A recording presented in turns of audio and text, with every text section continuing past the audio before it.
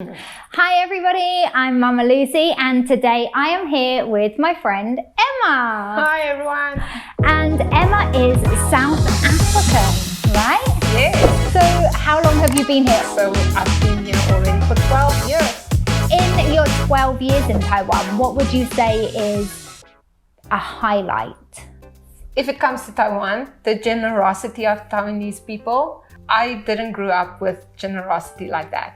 Like, I think it was in the third year I was here, a family that we knew had a teenage daughter, and I connected with her, and then at like the end of summer, I think they bought a ticket for me to Japan to go on vacation with them.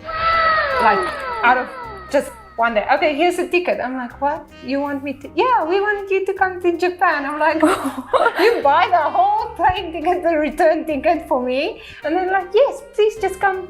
And that was such a, like, wow experience. Like, who would do that? Like, no one would do that. Yeah, so. Oh my goodness. Yeah, so I went with them to Japan for 5 days, and we had a tour and just explored, and it was really fun.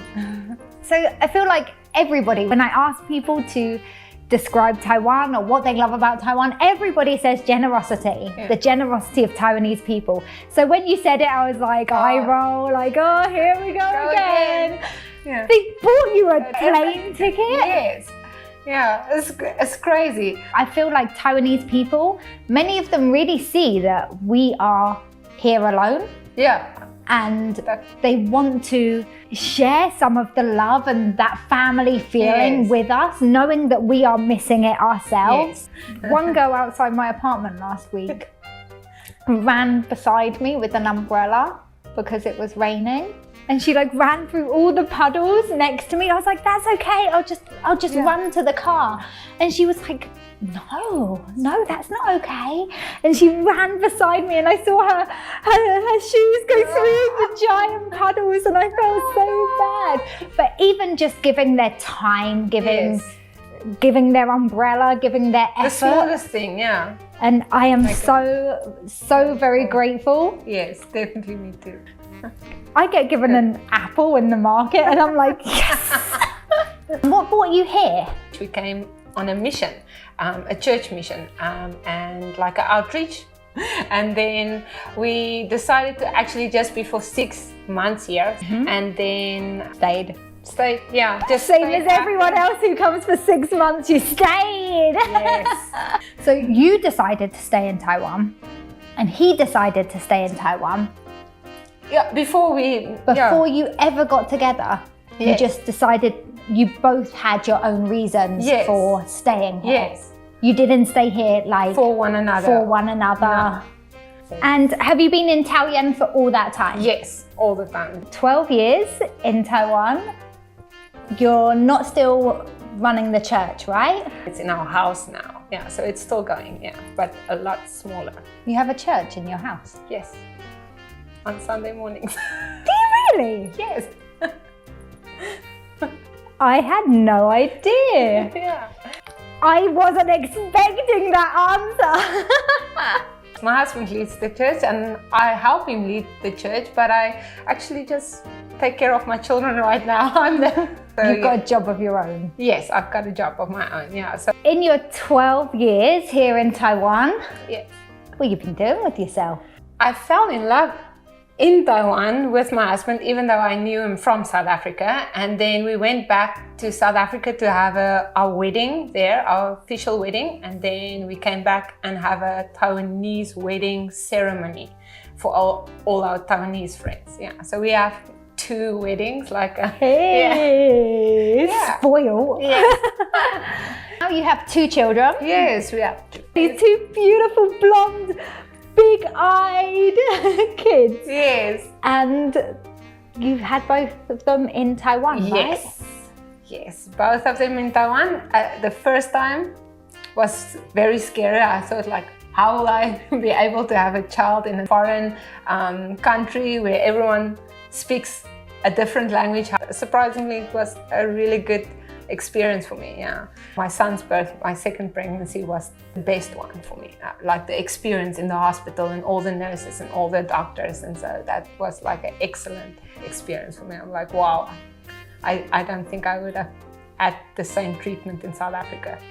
So you had good experiences for both pregnancies? Yes. Yeah, just all the doctors and all that was beautiful, and I couldn't have asked for more.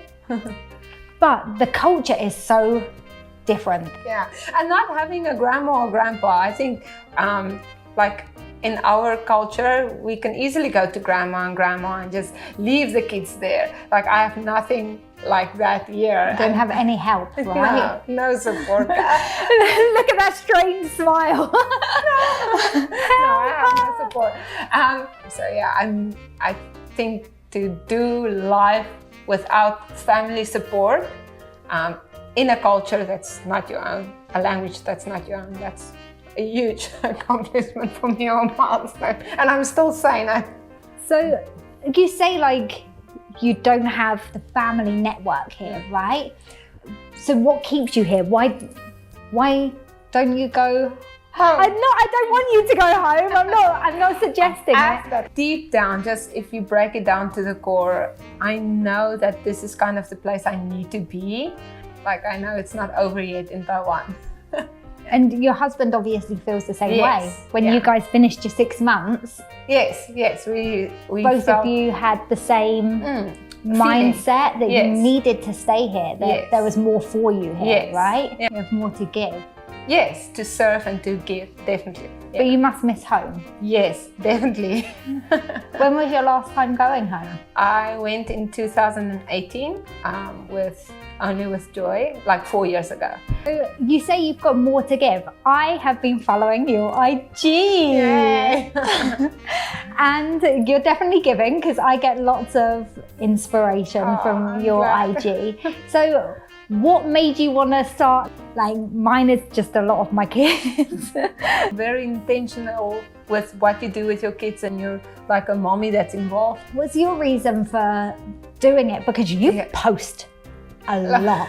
All alone in my house, I felt like, okay, it's just me alone. And so I actually want to give. I feel I've dug a well, if I can call it that, about what to do with kids at home, how to keep them entertained. And so I try to focus my Instagram more on that, on a place where I can serve mommies with ideas just to how to keep their kids busy and keep their kids learning through play. Yeah. One of the things I love about your IG is yours is realistic.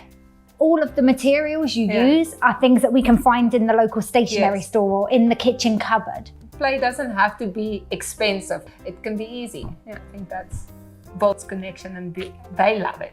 Yeah. If you're on IG, go and check out Emma's account because really there's loads of great ideas, and it's not just about taking ideas, it's also about connecting with people. As you said, you're home alone. Okay, so thank you so much for joining thank you me. for having me. You can go and check out my English classes, see my website or my Facebook. Hey, check out my IG too. It's not quite as interesting. And please remember to like this video, share it with your friends and family. You can also ring the bell. So thanks guys, I'll see you next week. Bye-bye. Bye.